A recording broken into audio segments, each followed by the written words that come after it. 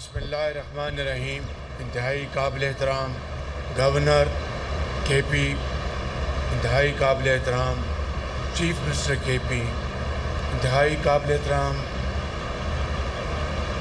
Field marshal Syed Asim Munir, کو commander lieutenant general عمر بخاری، انتہائی قابل احترام وفاقی وزراء، سینیٹرز، پارلیمنٹیرینز،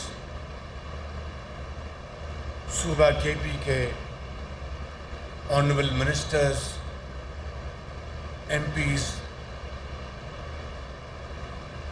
اور میرے قابل قدر قبائلی زعماء، عمائدین، سرکاری و فوجی افسران، میرے بزرگوں، بھائیوں، السلام علیکم. آج میرے لیے بہت عزت کی بات ہے کہ میں آج اس جرگے میں آپ کے سامنے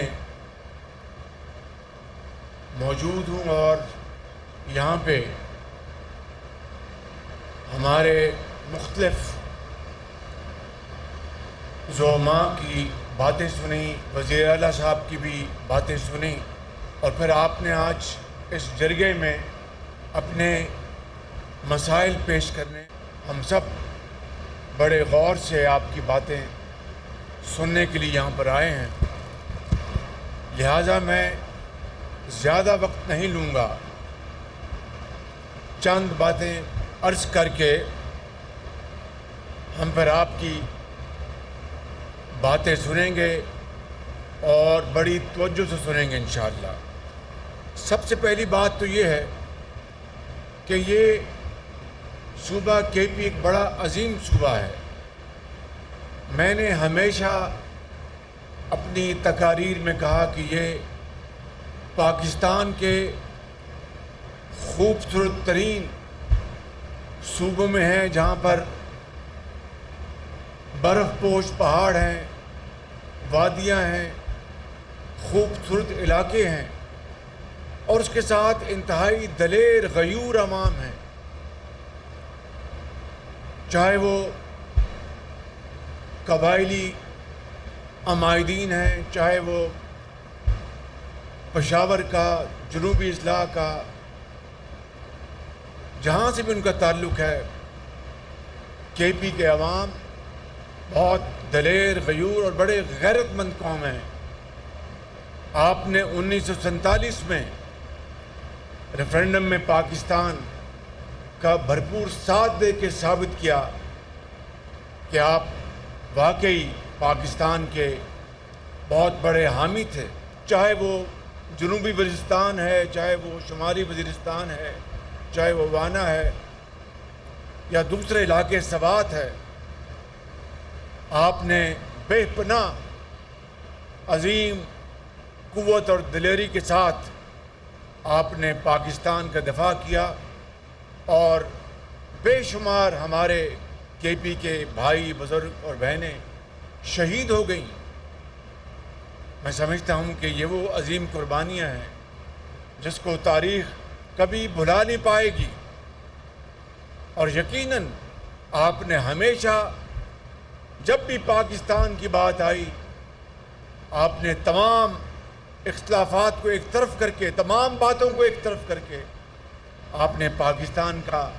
سبز ہلالی جھنڈا اٹھایا، اس کو بلند کیا. میں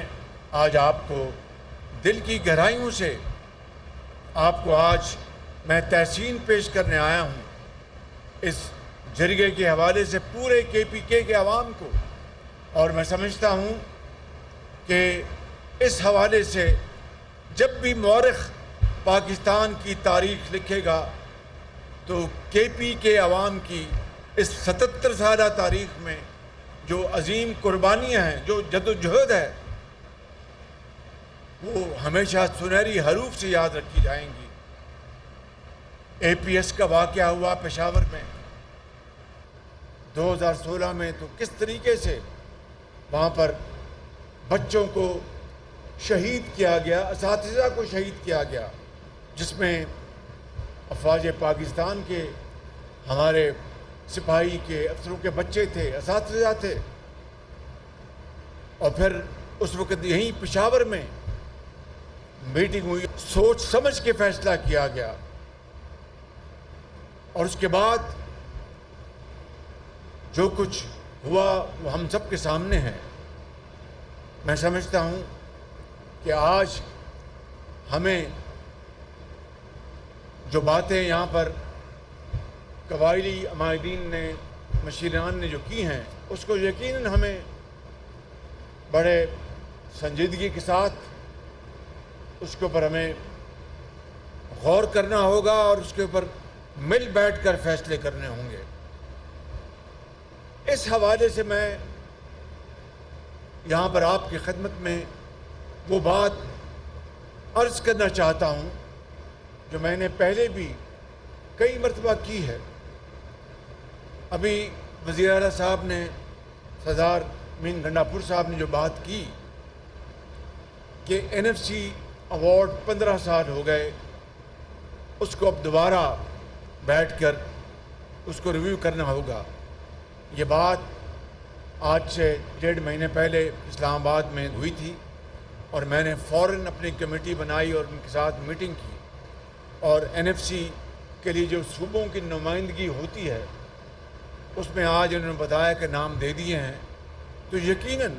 انشاءاللہ اگر اگست میں ہماری فیڈرل گورنمنٹ نے کہا ہے تو پہلی میٹنگ انشاءاللہ اگست میں بلائیں گے۔ لیکن ایک بات میں یہاں پر عرض کرنا چاہتا ہوں کہ جو 2010 کے NFC ایوارڈ ہے، اس میں جو سب سے پہلا جو آئٹم ہے وہ ہے KP کے حوالے سے وار اگینسٹ ٹیرر کے اوپر جو وسائل ہیں، اس کو چاروں صوبوں نے